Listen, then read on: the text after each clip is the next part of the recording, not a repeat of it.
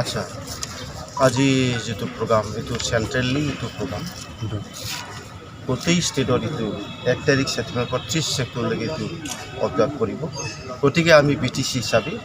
আজি অবজার্ভ করব ওলাইছো অকল ইয়াত নহয় আমি 4টা ডিস্ট্রিক্টত বিটিসি এরিয়াত আমি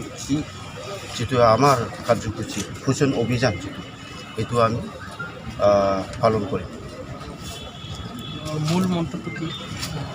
মূল মন্ত্ৰটো হল যে গাঁৱে বা চহৰে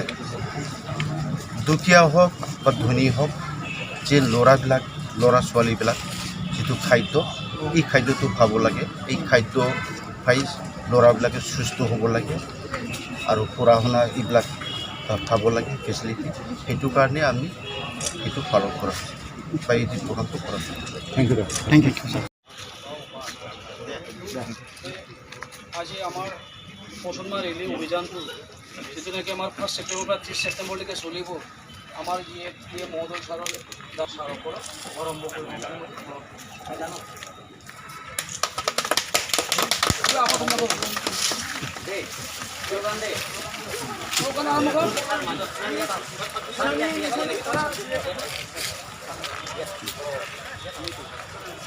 পোষণ